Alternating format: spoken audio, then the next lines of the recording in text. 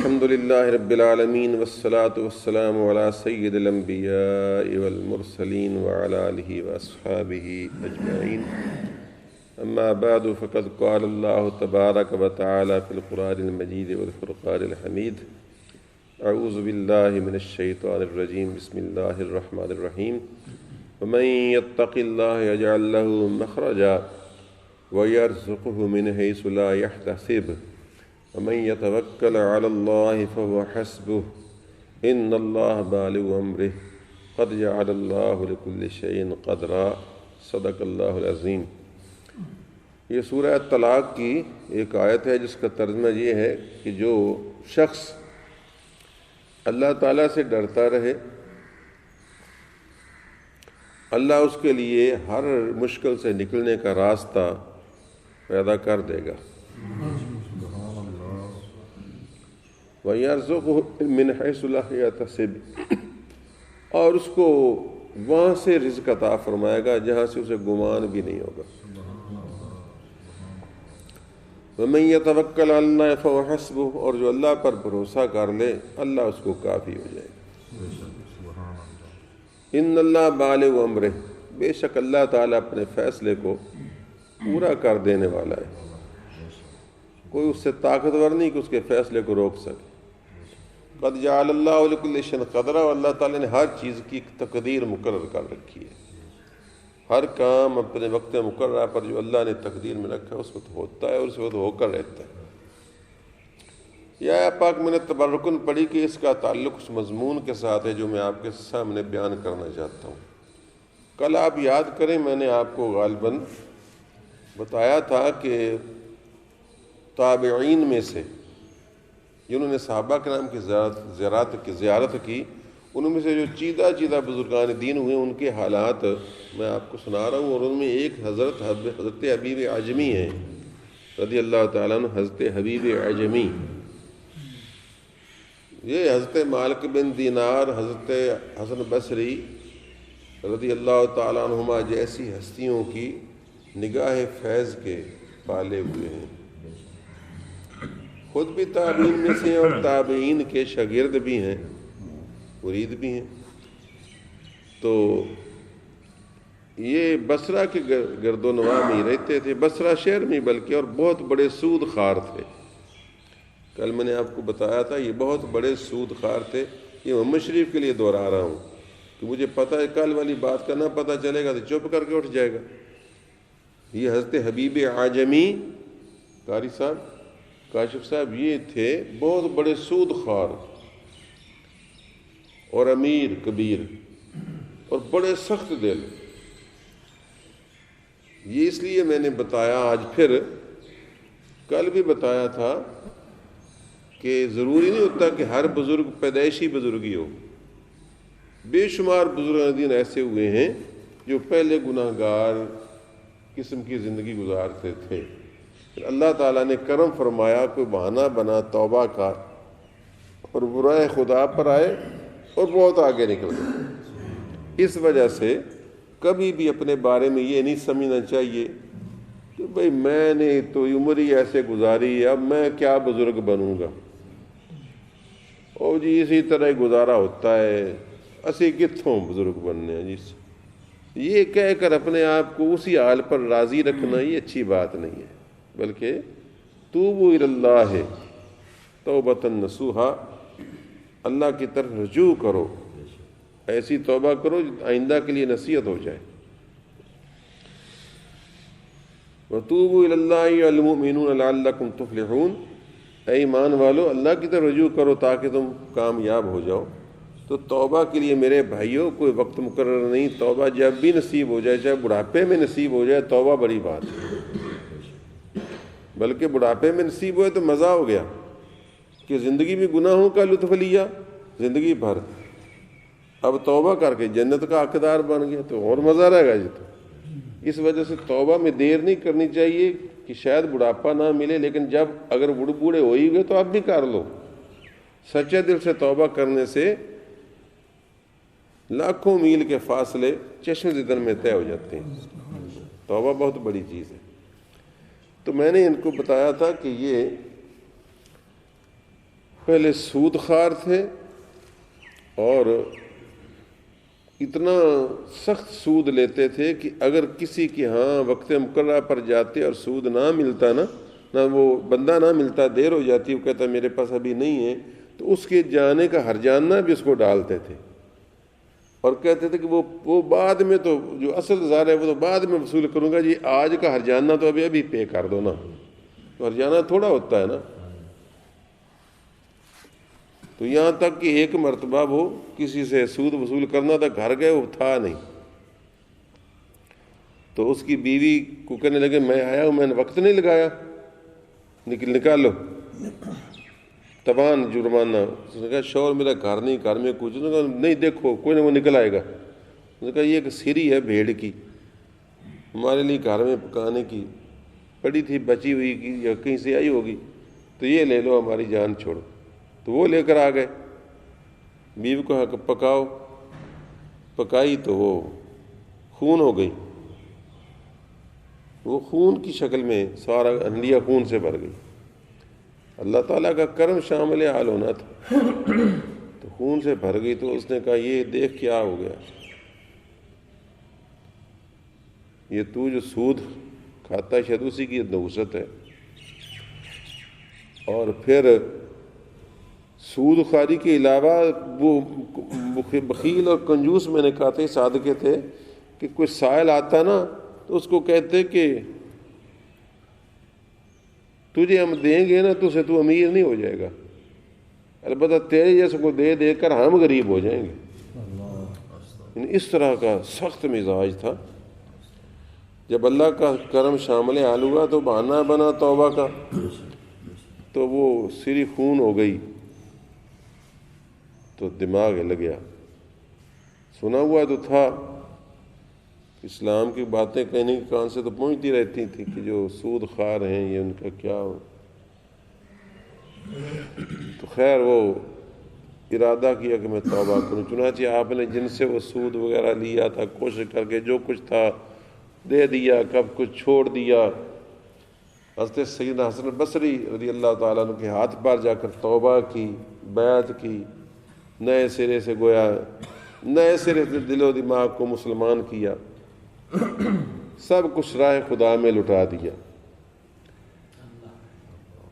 اور حالت یہ ہوگی کہ پہلے کبھی راستے سے گزرتے نا تو لڑکے دور سے دیکھتے تو اتنے بدنام تھے کہ لڑکے آپس میں کہتے ہو پرا ہو جاؤ، پرا ہو جاؤ، حبیب سود خوار آ رہا ہے، کہیں اس کے پاؤں کی مٹی ہمارے اوپر نہ پڑ جائے اور ہم بھی منحوس اور مارے جائیں، گناہوں میں دوزخ میں چلے جائیں، کہ اس کے پاؤں کی مٹی بھی جس پر پڑے گی وہ بھی مارا جائے گا، دوزخی ہو جائے گا۔ لیکن جب توبہ کر کے لوٹے تھے تو اس دن اتفاق سے بچے دیکھ کر کہنے لے اوہ حبیب طائب آ رہا ہے، حبیب طائب آ رہا ہے، اوہ ہٹ جاؤ کہیں ہمارے پاؤں کی مٹی اس پر نہ پڑ جائے اور بے ادبی میں نہ مارے جائیں۔ تو وہ تو اور اللہ تعالیٰ کا کرم شامل حال ہوا کہ مولا میں تو اتنا برا شخص تھا، تو میں نے توبہ کی، تو ایک دن آج توبہ بھی تو کی، تو نے لوگوں کے دلوں میں میرے لیے اتنی غیب سے ڈال دی محبت کہ وہ بچے میرے بارے میں حبیب طائب کہہ رہے ہیں۔ حقیقت تو یہ کرامت ہی تھی، اور اللہ کا جب فضل شامل حال ہونا تو ایسے بہانے بنتے ہیں۔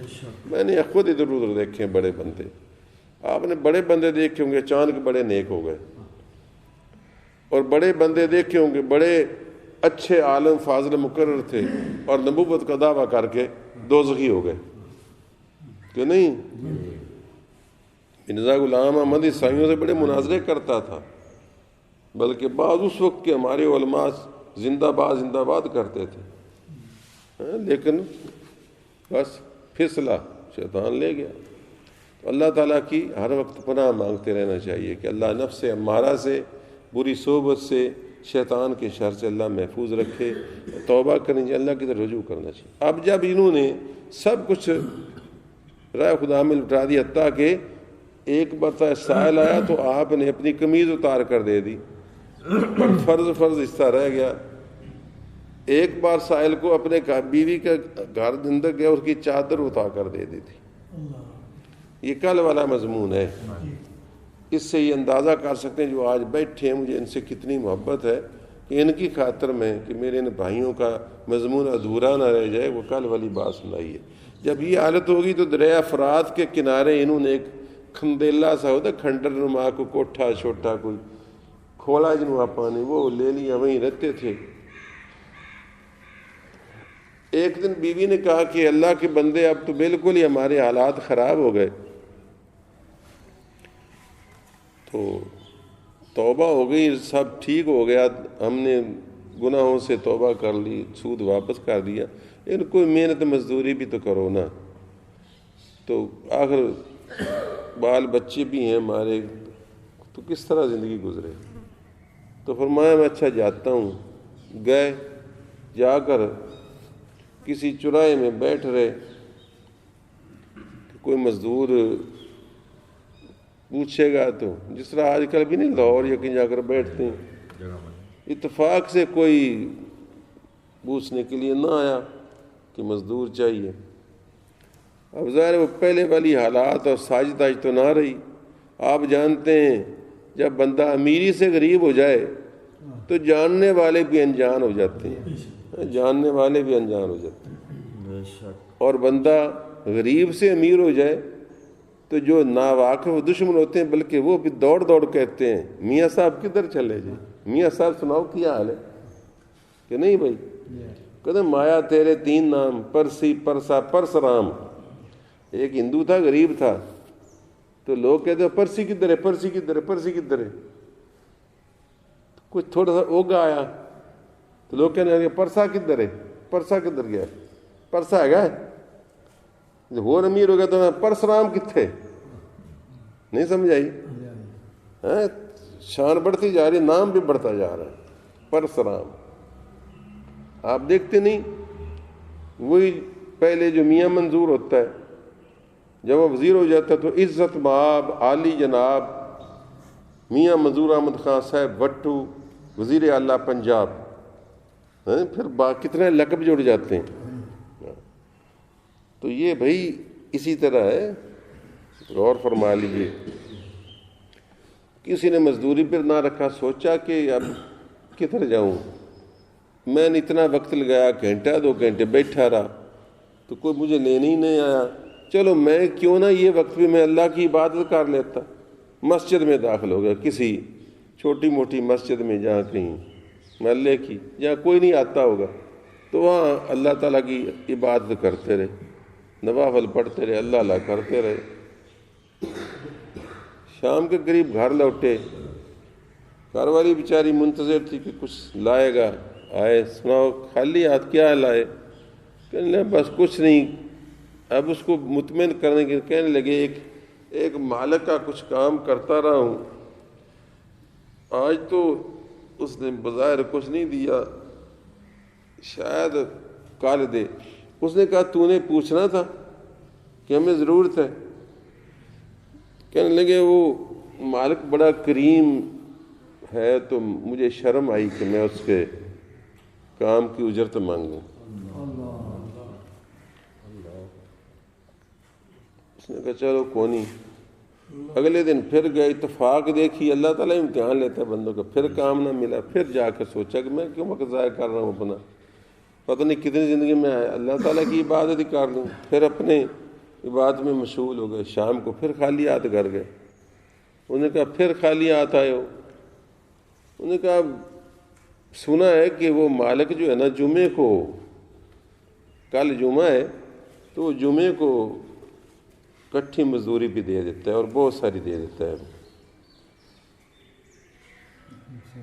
7واں دن جمعہ ہے نا، جمعہ عید کا دن ہے گویا، آپ بھی جمعے رات کو لیتے دیتے ہیں، تو جمعے اس نے جمعہ مقرر کیا ہوا ہے، آپ نے جمعے رات مقرر کی ہوئی ہے، تو جمعے کو ہو سکتا ہے وہ مجھے کوئی اکٹھا دے۔ خیر بیچاری نے جو بن پڑا جس طرح کو گزارا کیا، کو پانی شانی کو سوکھی روٹی کھائی دی ہوگی کسی بچوں کو یا کچھ۔ اگلا دن پھر گزرا، پھر گیا، پھر وہی حالت کوئی نہ۔ تھوڑی دیر کے بعد انتظار کر کر کے 9 بجے 10 بجے مسجد کوئی چلے گئے، جامع مسجد میں یا جیسا، وہاں جا کر پہلے 2 نفل پڑھے، پھر اللہ تعالیٰ کی بارگاہ میں ہاتھ اٹھائے، حضرت کہ مولا کریم میں ایک تیرا عاجز سا بندہ ہوں اور میں بھی محتاج ہوں، میرے بال بچے بھی محتاج ہیں تیرے کرم اور فضل کے، اپنے بارے میں تو میں فکر مند نہیں ہوں، مگر مجھے بچوں کے بارے میں فکر آتا ہے کہ یہ نئے نئے توبہ پر قائم ہوئے ہیں، کہیں یہ مجھ کو چھوڑ کر نہ چلے جائیں، کہیں توبہ سے ہی نہ پھر جائیں، تو اپنا فضل و کرم فرما، ان کے دین کی حفاظت فرما، میری بھی حفاظت فرما۔ اس طرح یہ کہہ کے کافی دیر اللہ تعالیٰ کی بارگاہ میں روتے رہے، گڑ گڑاتے رہے۔ اس کے بعد پھر جمعہ کا وقت ہو گیا، جمعہ پڑھا، جمعہ پڑھ کر گھر سے نکلے، نہ مسجد سے نکلے، گھر کو چلے، اور پھر مغرب کے قریب انہوں نے جانا تھا، تو سوچا کہ میں کیا کروں، وہ تو دور سے دیکھے گی میری بیوی تو پھٹ پڑے گی، ایسے ہی کہیں نہ رومال پکڑا، ریت بھر لی ریت میں، چلو دور سے اس کو ریت کو دیکھ کر کے کوئی چیز تو لا رہا ہے، کوئی 2-4 لمحوں کے لیے تو دیکھو دل بہلانے کے لیے، دل کے خوش رکھنے کو غالب یہ خیال اچھا ہے، وہ ریت سی اس میں بھر لی۔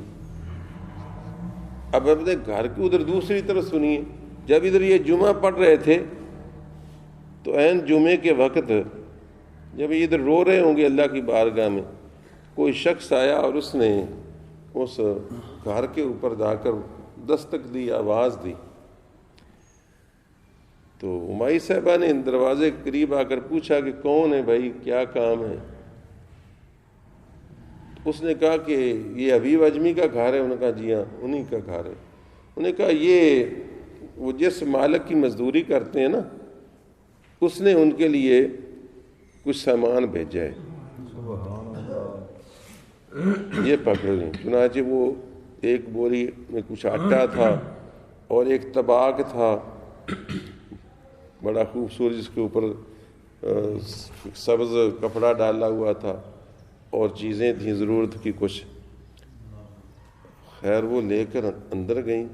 انہیں خیال ہو گیا کہ وہ بس ٹھیک ہی کہہ رہے تھے، وہ مالک جو ہے نا بہت اچھا ہے، جمعے کو مزدوری دیتا ہے، تو شاید اس نے بندہ بھیج دیا ہو کہ گھر میں ضرورت ہے۔ وہ اس نے چلا گیا، وہ تو دیکھ کر اس نے جا کر کپڑا اٹھایا، دیکھا تو اس کے نیچے دینار تھے، دینار سونے کا سکہ ہے، اور اس وقت دینار مربع جو تھا وہ 4.5 ماشے کا تھا۔ 4.5 ماش کا مسقال ہوتا ہے، مسقال ایک وزن ہے، اور وہ 4.5 ماش کی بجائے 9 ماشے کے تھے، یعنی ڈبل قوت، ڈبل سونے کا اس میں سکہ تھا۔ خیر وہ بیچاری کو بال بچے بھوکے تھے، حالت خراب تھی، کیونکہ وہ تقریباً ہوش آواز کھو رہے تھے تیسرے دن میں بھوک کی وجہ سے۔ تو وہ بیچاری پتہ کر کے جلدی گئی کہ پتہ نہیں وہ کب آئیں گے، کہ وہ 1-2 اس سے لے گئی وہ دینار صراف کے پاس۔ وہ صراف نے، وہ صراف غیر مسلم کوئی ہوگا، یہودی یا کوئی کاروبار تھے، ہوتے تو اکٹھے جو رہتے تھے زمانے میں، تو اس نے وہ لیا تو اللہ دیکھا تو وہ تو ڈبل، یہ تو کیا، یہ تو مربع سکہ ہی نہیں، اتنا سونا تو کسی میں نہیں ہوتا، یہ دینار کس ملک کے ہیں، کس علاقے کے ہیں؟ اس نے کہا بھائی اس طرح ہمیں تو مزدوری میں ملے ہیں۔ خیر اس نے ساری بات اس سے سنی، تو اس نے یقین کرا کہ یہ تو آخرت کے تحفوں میں سے کوئی تحفہ ہے، ہاں یہ تو آخرت کے تحفوں۔ تو وہ یہودی بھی مسلمان ہوا، وہ صراف بھی مسلمان ہو گیا تھا، مختصر کر رہا ہوں وقت زیادہ تو وہ بھی مسلمان ہو گیا۔ خیر جب اس نے آپ کے آنے سے پہلے کھانا شانا اس نے دیا، اس نے کہا یہ تم دینار اپنے پاس رکھو، اور یہ کہانی سن کر اس نے کہا یہ مجھ سے لے جاؤ پیسے، اور سودا سلف لے جاؤ، ثواب کے لیے اس نے دے دیا، توبہ بھی کر دی، اس نے بھی اسلام قبول کیا، دے دیا کہ یہ لے جاؤ کھانا پکاؤ۔ وہ گئی، اس نے جا کر جلدی جلدی کھانا شانا پکایا کہ میرا شوہر بھی بیچارہ بھوکا آئے گا۔ جب آپ حضرت شام کے قریب پہنچے نا تو وہ ہاتھ میں رومال تھا، اندر داخل تو اس نے بھی دیکھ لیا کہ اس کے ہاتھ میں کچھ چیز تو ہے۔ اب یہی اندر داخل ہوتے اندر سے وہ حلے خوشبو کے آئے، کھانا پک رہا ہو، تیسرے دن جس گھر میں خوشبو تو آنی ہی آنی ہے، تو خوشبو سے یہ بڑے حیران سے ہوئے کہ میرے گھر میں تو پلاؤ کی یا کوئی کھانے کی یا گوشت کی خوشبو آ رہی ہے. تو شرم کے مارے ان کو جلدی سے وہیں رکھ دیا کہ اب اس کی کیا، میں اس کو کیا ہاتھ میں پکڑے ہوئے ہوں. اس نے بھی دیکھ لیا تھا. خیر آگے گئے، پوچھا یہ کیا ہے؟ انہوں نے کہا یہ آپ نے تو بھجوائے ہیں. انہوں نے کہا کیا ہے بھلا؟ انہوں نے کہا یہ اس طرح دکھایا اور سارا سسٹم. اور کہا کہ وہ جس کا آپ کام کرتے ہیں نا، جس کی اجرت مزدوری کرتے ہیں، اس نے بندہ بھیجا تھا اور یہ اس دے گیا ہے کہ یہ اس کی اجرت ہے، مزدوری ہے، اور اس کو کہنا کہ آج کے دن زیادہ کام کیا کرے. اپنے شوہر کو کہنا کہ آج کے دن نا اور زیادہ کام کیا کرے، کیوں آج کے دن ہم بہت زیادہ اجرت بڑھا دیتے ہیں. اچھا، تو حضرت کو یقین ہو گیا کہ یہ تو اللہ تعالیٰ کے خاص کرم کا تحفہ ہے. ان کا ایمان اور تازہ ہو گیا. اب وہ کہنے لگی کہ وہ ہاتھ تم کیا چیز لائے تھے، وہ کہاں رکھ دیے؟ تیرے ہاتھ میں کچھ ہے تھی؟ انہوں نے کہا کون ہی چھوڑ اس کو. انہوں نے کہا نہیں، تمہارے ہاتھ میں نے خود دیکھی گٹھڑی ہے. کہ اب عورتوں کو خواہش ہوتی، کافی مل جائے تو بھی عورت کی خواہش ہوتی ہے. انہوں نے کہا وہ ہے کہاں رکھی کہاں ہے؟ انہوں نے کہا چھاٹا لگی بندی اس کو. انہوں نے کہا نہیں، وہ تو اٹھی. وہ کیا یہاں اس کے ہاتھ میں تھی؟ کہیں دیکھا تو وہ ایک درخت اپنے دروازے کی اوٹ میں رکھی پڑی تھی. اٹھایا تو وہ آٹا تھا. اٹھایا تو وہ سچ مچ آٹے کی شکل اختیار آٹا تھا. تو بس پھر کیا تھا؟ پھر اللہ پر یقین کی کیفیت اس عورت کی، اس مرد کی، اس گھر والوں کی اور سننے والوں کی جہاں تک پہنچی ہوگی وہ پھر اللہ تعالیٰ ہی جانتا ہے. چنانچہ انہوں نے اپنی ساری زندگی پھر یوں اللہ کی راہ میں وقف کر دی کہ دنیا اور دنیا کی خواہشات کو بھول گئے. پھر جب بندہ اللہ کا ہو جاتا ہے نا تو ساری کائنات ہی اس کی ہو جاتی ہے. تو یہ ایک حکایت حضرت حبیب اعجمی سے منسوب ہے. شیخ فرید الدین عطار نے اس کو بیان کیا ہے اور میں نے اس کو تھوڑا سا لون مرچ لگا دیا اور میں نے تو کوشش کی ہے چھوٹا کرنے کی. ویسے ہو سکتا ہے کہیں جملے بولنے میں بھی سٹائل ہوتا ہے نا ایک بات کا. بہرحال تو یہ حضرت نے شیخ فرید الدین عطار نے بیان کی ہے اور یہ بندے کو اس سے سبق ملتا ہے کہ اللہ پر سچا بھروسہ کرنے والوں کی شانیں کچھ اور ہوتی. ہم سنتے ہیں، سر دھنتے ہیں، لیکن ہمارے اندر ایمان اور یقین کی وہ کیفیت پیدا نہیں ہوتی. ضرورت یہ ہے کہ وہ ایمان و یقین کی کیفیت پیدا ہو. سمجھنا ہمارے ہاں جلوسوں کی طرح ہر شے رسمی بن کر رہ گئی. یہ جلوس کی ہم تنقید کر رہے ہیں نا، لیکن ہمارے جس طرح جلوس بے روح ہے نا، اس طرح ہمارے نمازیں بھی بے روح ہیں. اللہ کریم ہمارے حال پر رحم فرمائے اور ہمیں ان اللہ والوں کے صدقے میں صدق یقین عطا فرمائے.